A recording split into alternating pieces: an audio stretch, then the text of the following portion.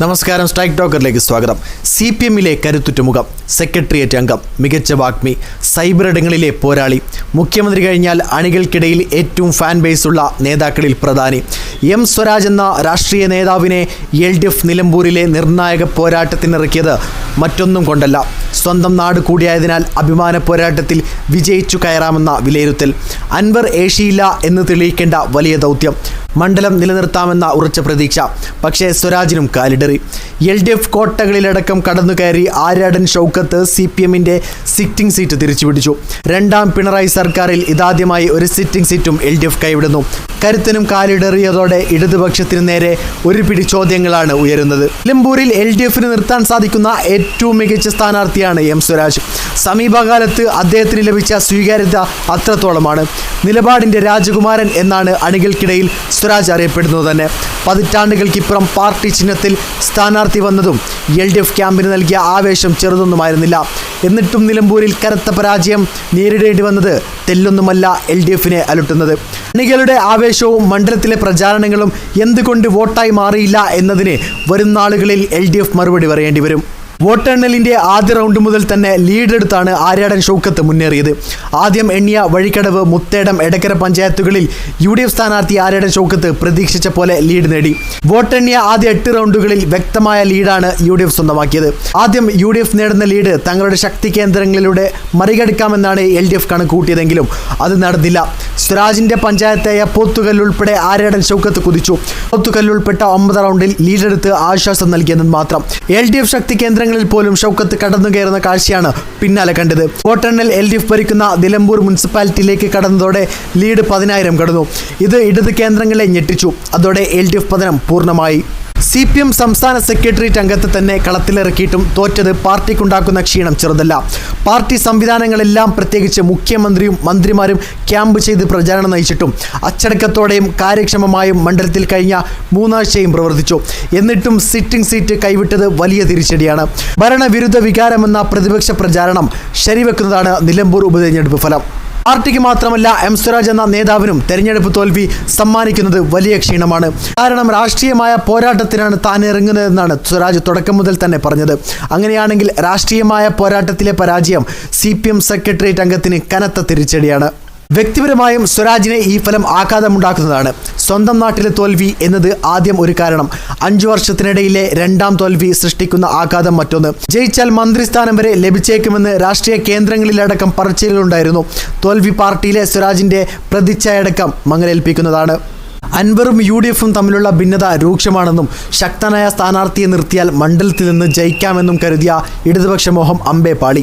CPM സംസ്ഥാന secretariat അംഗമായിരുന്നു കൂടി പാർട്ടിക്ക് പ്രതീക്ഷിച്ചതുപോലെ വോട്ട് സമാഹരിക്കാനായില്ല. LDF വോട്ട് ഭിന്നിക്കില്ലെന്നും കൃത്യമായി പോൾ ചെയ്യപ്പെടുമെന്നാണ് വിലയിരുത്തിയിരുന്നത്. പാർട്ടി വോട്ടിനപ്പുറം അൻവർ പിടിച്ച വോട്ടുകളാണ് 2 തവണയും വിജയമൊരുക്കിയത്. പക്ഷേ ഇത്തവണ പുറമേ നിന്ന് കാര്യമായ വോട്ട് ലഭിച്ചില്ലെന്ന് മാത്രമല്ല, പാർട്ടി വോട്ടുകളിലും ചോർച്ചയുണ്ടായി. LDF കണക്കുകൂട്ടുകളെല്ലാം പാളി. നിലമ്പൂരിൽ UDF ജനം കൈകൊടുത്തു. അൻവർ പിടിച്ച വോട്ടുകൾ സ്വരാജിന്റെ സാധ്യതകളെ ബാധിച്ചു എന്ന് ന്യായീകരിക്കാമെങ്കിലും UDF വോട്ടുകളും പിടിച്ചിട്ടുണ്ടെന്ന ഫലം പരിശോധിച്ചാൽ ബോധ്യമാകും. അൻവർ ഇല്ലായിരുന്നുവെങ്കിൽ UDF-ന്റെ ഭൂരിപക്ഷം പിന്നെയും കൂടിയേനെ. പല പഞ്ചായത്തുകളിലും LDF ക്യാമ്പ് പ്രതീക്ഷിച്ച തരത്തിലുള്ള മുന്നേറ്റം സ്വരാജിന് കാഴ്ചവെക്കാനായില്ല. MV ഗോവിന്ദന്റെ പരാമർശം പരാജയത്തിലേക്ക് വഴി തുറന്നോ എന്നും പാർട്ടി പരിശോധിക്കേണ്ടി വരും. പല പഞ്ചായത്തുകളിലും LDF ക്യാമ്പ് പ്രതീക്ഷിച്ച തരത്തിലുള്ള മുന്നേറ്റം സ്വരാജിന് കാഴ്ചവെക്കാനായില്ല. MV ഗോവിന്ദന്റെ പരാമർശം പരാജയത്തിലേക്ക് വഴി തുറന്നോ എന്നും പാർട്ടി പരിശോധിക്കേണ്ടി വരും. UDF-ന്റെ ജമാഅത്തെ ഇസ്ലാമി ബന്ധം അജണ്ടയാക്കിയിട്ടും ഇതര സമുദായ വോട്ട് ഏകീകരിക്കപ്പെടുമെന്ന കണക്കുകൂട്ടലുകളും പാളി. ജമാഅത്തെ ഇസ്ലാമി ബന്ധം ചോദ്യം ചെയ്ത LDF-ന് PDP ബന്ധം ന്യായീകരിക്കേണ്ടി വന്നത് വിരോധാഭാസമായി. പിണറായി സർക്കാരിൻ്റെ വികസന പ്രവർത്തനങ്ങൾ ചൂണ്ടിക്കാട്ടിയായിരുന്നു സ്വരാജ് വോട്ട് ചോദിച്ചിറങ്ങിയത്. പ്രചാരണങ്ങളിൽ കൂടുതൽ ഊന്നൽ നൽകിയതും അത്തരം വിഷയങ്ങൾക്കായിരുന്നു. നാടിൻ്റെ വികസന കാര്യങ്ങളും ജനക്ഷേമ പദ്ധതികളും മണ്ഡലത്തിൽ ചർച്ച ചെയ്യാൻ ശ്രമിച്ചു. അത് തെരഞ്ഞെടുപ്പിൽ പ്രതിഫലിച്ചില്ല.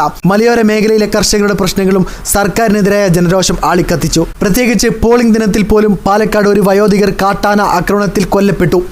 വിവാദങ്ങൾക്ക് ഇടം കൊടുക്കാതെയുള്ള പ്രചാരണമായിരുന്നെങ്കിലും ഭരണവിരുദ്ധ വികാരത്തിൽ പ്രതീക്ഷയർപ്പിച്ചാണ് UDF ക്യാമ്പ് മുന്നോട്ട് പോയത്. ലോക്സഭാ തെരഞ്ഞെടുപ്പിൽ LDFിനെ അടപടലം തകർത്ത ഭരണവിരുദ്ധ വികാരം ഇപ്പോഴും ശക്തമാണെന്ന കണക്കുകൂട്ടലുകളിലായിരുന്നു UDF. അത് തെരഞ്ഞെടുപ്പിൽ അനുകൂലമാകുമെന്ന ഉറച്ച പ്രതീക്ഷയായിരുന്നു UDF ക്യാമ്പ്. UDFിന്റെ പ്രതീക്ഷകളെ ശരിവെക്കുന്നതായി തെരഞ്ഞെടുപ്പ് ഫലവും.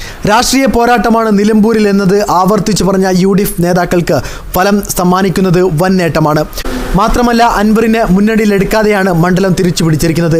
ഇത് രാഷ്ട്രീയ വിജയമാണെന്ന കാര്യത്തിൽ തർക്കമില്ല. തെരഞ്ഞെടുപ്പിന് നേതൃത്വം നൽകിയ VD സതീശന് ഇത് UDFിൽ ചോദ്യം ചെയ്യപ്പെടാത്ത നേതാവാക്കി ഉയർത്തും. സ്വരാജിന്റെ കനത്ത തോൽവി ഇടതുപക്ഷത്തിനേറ്റ തിരിച്ചടി ചെറുതല്ല. ഭരണവിരുദ്ധ വികാരമില്ലെന്ന് പറഞ്ഞുകൊണ്ട് ഇനി വരാനിരിക്കുന്ന തെരഞ്ഞെടുപ്പുകളെ നേരിടാനുമാകില്ല. കാരണം നഷ്ടപ്പെട്ടത് സിറ്റിംഗ് സീറ്റാണ്. പാർട്ടിയിലെ കരുത്തിനെ കളത്തിലിറക്കിയിട്ടും തോറ്റത് CPMനെ ഉലയ്ക്കുമെന്ന് ഉറപ്പ്. ഒരർത്ഥത്തിൽ നിലമ്പൂർ മണ്ഡലം UDFിന് സമ്മാനിച്ചത് ക്വാർട്ടർ ഫൈനൽ ജയമാണ്. ഇനി സെമി ഫൈനൽ എന്ന നിലയിൽ തദ്ദേശ തെരഞ്ഞെടുപ്പിനെയും 2026 നിയമസഭാ തെരഞ്ഞെടുപ്പിനെയും ആത്മവിശ്വാസത്തോടെ UDFിന് നേരിടാം. പിണറായിയുടെ നേതൃത്വത്തിൽ വീണ്ടും ഒരു തുടർഭരണമെന്ന സ്വപ്നം ഇനി അത്ര എളുപ്പമല്ല. തൃക്കാക്കരയും പുതുപ്പള്ളിയും പാലക്കാടും നടന്ന തെരഞ്ഞെടുപ്പുകളിൽ കോൺഗ്രസ് വിജയിച്ചപ്പോൾ CPM ഉയർത്തിയത് അതൊക്കെ കോൺഗ്രസിന്റെ സിറ്റിംഗ് സീറ്റുകൾ ആണെന്നായിരുന്നു. ചേലക്കരയിൽ രമ്യ ഹരിദാസിനെ UR പ്രദീപ് പരാജയപ്പെടുത്തിയപ്പോൾ CPM വാദത്തിന് കൂടുതൽ ബലം കിട്ടുകയും ചെയ്തു. എന്നാൽ നിലമ്പൂർ സിറ്റിംഗ് സീറ്റ് തോറ്റതോടെ ഈ വാദങ്ങൾ ഇനി ഉയർത്താനാകാത്ത സ്ഥിതി സൃഷ്ടിച്ചിട്ടുണ്ട്. അഭിമാന പോരാട്ടത്തിലെ തോൽവി പിണറായി വിജയനും തിരിച്ചടിയാണ്. നിലമ്പൂരിൽ സ്ഥാനാർത്ഥിയാക്കണമെന്ന് സ്വരാജിനെ ആദ്യം അറിയിച്ചത് പിണറായിയാണെന്നായിരുന്നു റിപ്പോർട്ടുകൾ. അങ്ങനെയാണ് താല്പര്യമില്ലായിരുന്നിട്ട് കൂടി സ്വരാജ് കളത്തിലിറങ്ങിയത്. പിണറായി വിജയന്റെ വിധിയെഴുത്തായി ഇത് മാറിയെന്ന UDF പ്രചാരണത്തിന് ഇനി ശക്തി കൂടും. അത് പ്രതിരോധിക്കുക ഇടതുപക്ഷത്തിന് വലിയ വെല്ലുവിളിയായിരിക്കും. UDF വിപുലീകരിക്കണമെന്ന VD സതീശന്റെ പ്രസ്താവന ചേർത്ത് വായിച്ചാൽ ചില കക്ഷികളുടെ മുന്നണി മാറ്റ സാധ്യതയും തള്ളാനാകില്ല. നിലമ്പൂർ ഫലം സതീശനെ കൂടുതൽ ശക്തനാക്കുമെന്ന് മാത്രമല്ല, പിണറായിക്ക് മേലുള്ള രാഷ്ട്രീയ വിജയമായും അത് വിലയിരുത്തപ്പെടും. ഉപതെരഞ്ഞെടുപ്പിൽ മത്സരിക്കാനുള്ള യൂത്ത് കോൺഗ്രസിന്റെ വെല്ലുവിളികൾക്കിടയിലൂടെയാണ് M സ്വരാജ് മണ്ഡലത്തിൽ മത്സരിക്കാൻ ഇറങ്ങിയത്. ആളെ തപ്പി അങ്ങാടിയിൽ നടക്കാതെ ധൈര്യമുണ്ടെങ്കിൽ സ്വരാജിനെ മത്സരിപ്പിക്ക് എന്നായിരുന്നു യൂത്ത് കോൺഗ്രസ് സംസ്ഥാന അധ്യക്ഷൻ പാലക്കാട് MLAയുമായ രാഹുൽ മാങ്കൂട്ടത്തിലിന്റെ ഫേസ്ബുക്ക് പോസ്റ്റ്. സ്വതന്ത്ര പരീക്ഷണത്തിന് CPM ആലോചന തുടങ്ങിയ സമയത്തായിരുന്നു ഈ പരിഹാസം. പാർട്ടി ബന്ധം മുറിച്ചുമാറ്റിയ നിലമ്പൂരിലെ മുൻ MLA PV അൻവറും സ്വരാജിനെ എന്തുകൊണ്ട് മത്സരിപ്പിക്കുന്നില്ലെന്ന് ചോദിച്ചിരുന്നു. പാർട്ടി ചിഹ്നത്തിൽ മത്സരിച്ച് ഇത്രയും വോട്ട് നേടാനായി എന്ന ആശ്വാസം മാത്രമാണ് പാർട്ടിക്ക് ബാക്കി. തിരുത്താൻ ഏറെയുണ്ടെന്നും നിലമ്പൂർ ഫലം ബാക്കി വെക്കുന്നുണ്ട്. നിലമ്പൂർ പോത്തുകൽ സ്വദേശിയായ സ്വരാജിന് സ്വന്തം നാട്ടിലെ തോൽവി കനത്ത പ്രേരമാണ്.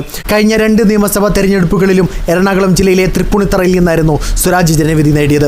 2016 വിജയിച്ചെങ്കിലും 2021 പരാജയപ്പെട്ടു. കോൺഗ്രസ് നേതാവ് K ബാബു ആയിരുന്നു 2 തവണയും എതിരാളി. 2016 DYFIയുടെ സംസ്ഥാന സെക്രട്ടറി ആയിരിക്കെയായിരുന്നു സ്വരാജിന് മത്സരരംഗത്തേക്ക് ആദ്യം നറുക്ക് വീണത്. 1991 മുതൽ 2011 വരെ തൃപ്പൂണിത്തറയെ പ്രതിദാനം ചെയ്ത കോൺഗ്രസിലെ ആദ്യഗയനായ K ബാബുവിനെ നേരിടുകയെന്ന വെല്ലുവിളിയാണ് പാർട്ടി ഏൽപ്പിച്ചത്. 4467 വോട്ടിന്റെ ഭൂരിപക്ഷത്തിന് സ്വരാജ് തൃപ്പൂണിത്തറയെ ചുവപ്പിച്ചു. പക്ഷേ 2021 ബാബു 992 വോട്ടിന് സ്വരാജിനെ പരാജയപ്പെടുത്തി. ബാബുവിന്റെ വിജയം സ്വരാജ് കോടതിയിൽ ചോദ്യം ചെയ്തെങ്കിലും വിധി തിരിച്ചായിരുന്നു. ഇപ്പോഴിതാ വീണ്ടും പരാജയപ്പെട്ടിരിക്കുകയാണ് സ്വരാജ്. അതായത് 5 വർഷത്തിനിടെ 2ാം തവണയാണ് CPM സംസ്ഥാന സെക്രട്ടറി അംഗം തോൽക്കുന്നത്. ഇത് ഇടതുപക്ഷത്തിനും സ്വരാജിനും കനത്ത ആഘാതമാണ് സൃഷ്ടിച്ചിരിക്കുന്നത്. വിഷയത്തിൽ നിങ്ങളുടെ അഭിപ്രായം രേഖപ്പെടുത്തുക. വീഡിയോ ഇഷ്ടമായ ലൈക്ക് ചെയ്യുക. കൂടുതൽ വീഡിയോസുകൾക്കായി ഈ ചാനലിനോട് തന്നെ സബ്സ്ക്രൈബ് ചെയ്യുക. This is strike talker signing off.